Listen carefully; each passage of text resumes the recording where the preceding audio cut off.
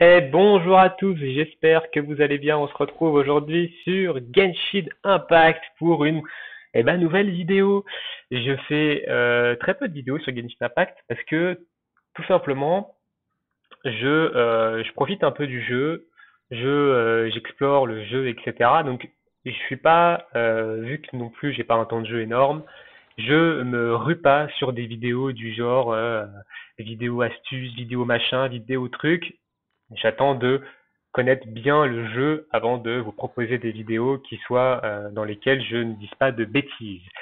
Et du coup, sur ce, aujourd'hui, on va commencer une petite série de vidéos. Alors, il faut savoir que pour ceux qui ont vu évidemment mes précédentes vidéos, notamment ma vidéo invocation, je n'ai pas été le plus chanceux du monde sur mes invocations. Je n'ai pas beaucoup invoqué également sur le jeu. Je n'ai invoqué que les pierres de la destinée qu'on nous a données.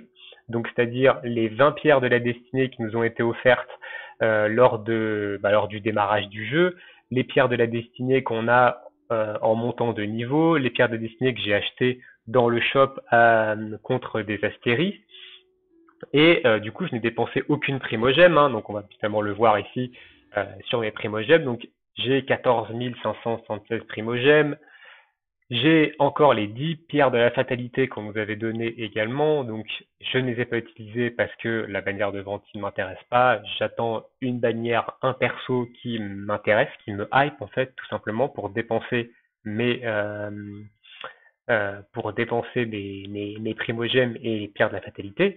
Du coup, je n'utilise que les pierres de la destinée qu'on a eues en cadeau et qu'on peut acheter évidemment dans la boutique des Astérions. Pardon, j'ai dit Astérie, c'est Astérion.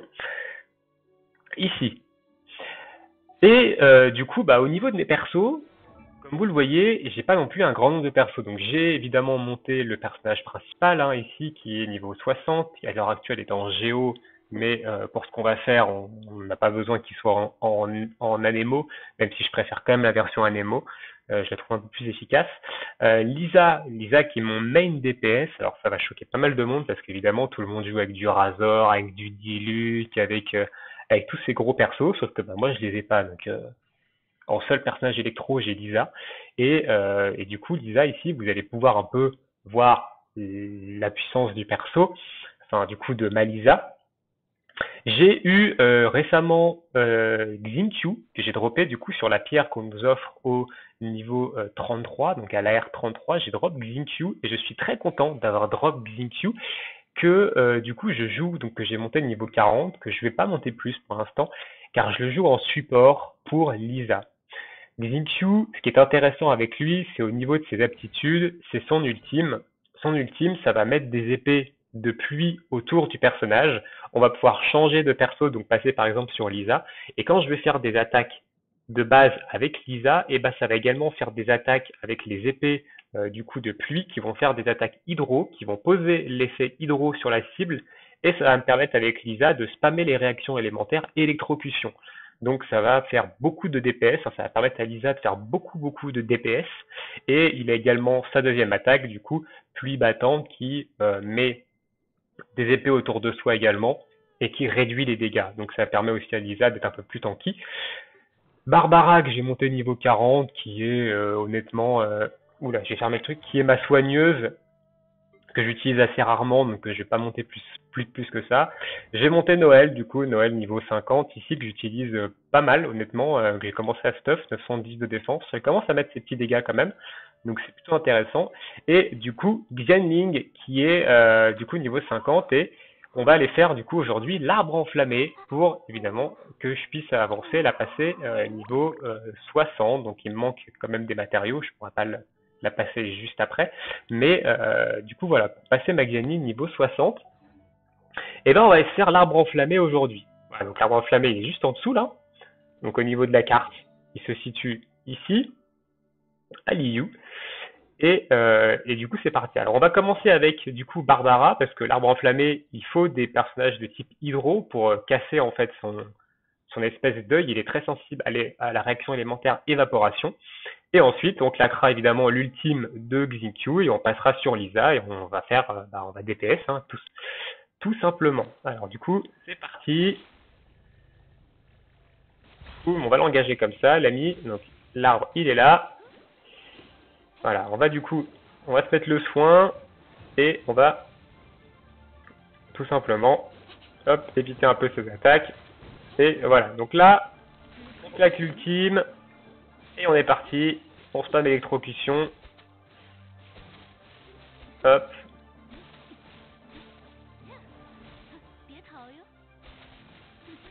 Voilà, on va faire le petit skill en dernier.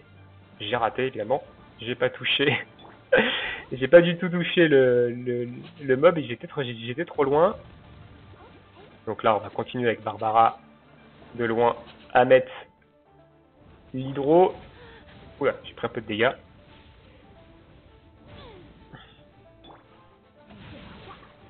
Hop.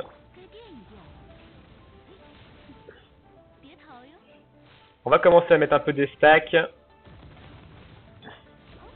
Voilà, on va lui mettre ça. On va se soigner un petit peu quand même. Hein. Oula, j'ai switché sur le mauvais perso. Voilà, donc là, on va pas faire beaucoup de dégâts. Oui, j'ai quand même fait 2000 avec une attaque, avec une attaque chargée. Donc, Isa fait quand même le taf hein, en termes de DPS. On va se remettre le soin ici. Hop, ça on esquive. On a raté ici. On va aller se mettre ça. La petite électrocution qui proc. On va reprendre Barbara ici pour détruire évidemment l'œil au milieu.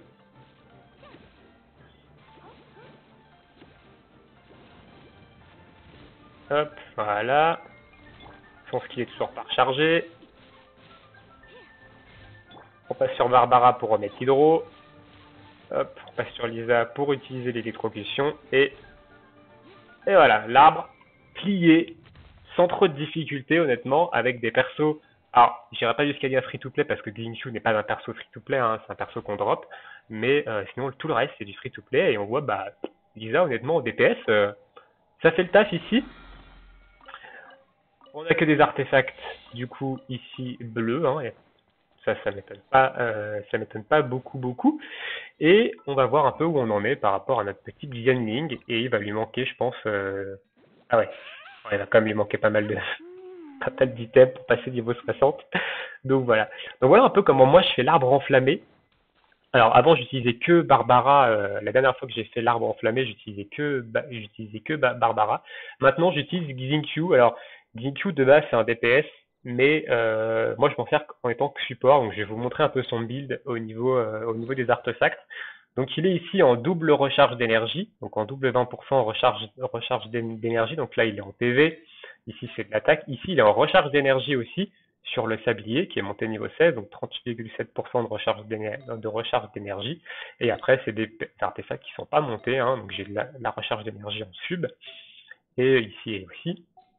Et au niveau de ces attributs, du coup, on est sur un 187% de recharge d'énergie. Ce qui fait qu'il récupère son ulti assez rapidement. Donc ça me permet de spammer son ulti assez vite et du coup d'avoir Lisa qui est souvent avec les épées de pluie et qui peut souvent appliquer hydro et électro en même temps. En fait, ça permet à Lisa d'être un personnage de double élément, quasiment. D'avoir l'élément hydro et d'avoir l'élément électro et de pouvoir faire électrocution quasiment en permanence et ça booste un peu ses dégâts. Étant donné que ma Lisa, elle est build du coup maîtrise élémentaire attaque, ici, j'ai du coup un artefact sur le gobelet, j'ai des dégâts électro ici, donc 34,8% de dégâts électro. Je suis en train de tester, savoir est-ce que c'est plus intéressant d'avoir des dégâts électro ou est-ce que c'est plus intéressant d'avoir de l'attaque, par exemple. Donc je suis en train un peu de tester les deux builds pour voir qu'est-ce qui fait le plus de dégâts. Et surtout, elle a une arme ici, l'orbe jadienne que j'ai mis, qui va me donner 30% d'attaque en plus pendant 12 secondes quand je vais déclencher une évaporation, une électrocution. Du coup, ici, c'est ça qui va nous intéresser, gel ou dispersion hydro. Alors, évaporation, non, parce que c'est du feu et de l'eau. Gel, c'est de la glace et de l'eau. Dispersion hydro, bah, c'est du vent et de l'eau, mais du coup, électrocution, ça va être de l'eau et de l'électricité en support avec Xingqiu, elle va spammer électrocution et du coup, potentiellement, je suis tout le temps parce qu'il n'y a pas de limite d'activation, je suis tout le temps sous 30% attaque, avec du coup ce duo. Donc voilà un peu pour l'explication de mon Xingqiu, de ma Lisa et un peu comment je joue en fait mon équipe arbre enflammé et comment je le fais. Voilà, si ça peut vous aider, si vous êtes dans mon cas, que vous n'avez pas eu trop de chance sur les invocations et que vous avez Xingqiu par exemple et que vous savez pas quoi en foutre, bah Xingqiu peut être vraiment très intéressant en termes de support hydro si vous avez un gros perso électro qui va permettre de spammer les électrocutions. Et bien sur ce, on va se laisser là pour cette petite vidéo Genshin Impact. Il y en aura d'autres. Je pense que je vais vous faire une vidéo sur chacun des boss et notamment sur les World Boss, un peu comment je l'ai fait pour vous montrer un peu comment moi je l'ai fait, comment un compte qui n'a pas de gros personnages, donc qui n'a pas de 5 étoiles, qui n'a pas de gros 4 étoiles, etc., avance dans le jeu, fait les boss, monte ses persos, etc.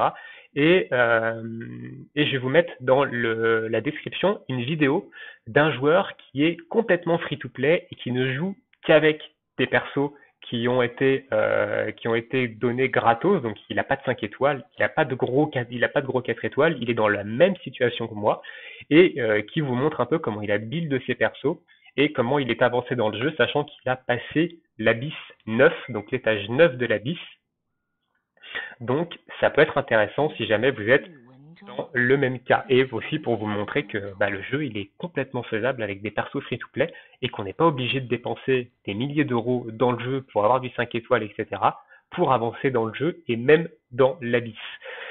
Sur ce, je vous souhaite tous une très bonne journée, une très bonne soirée. J'espère que vous aurez apprécié cette petite vidéo et n'hésitez pas à me dire dans l'espace commentaire si vous avez des difficultés, comment vous jouez, du coup, quelle équipe vous utilisez sur le jeu. Et on se retrouve bientôt pour de prochaines vidéos. Ciao, ciao tout le monde!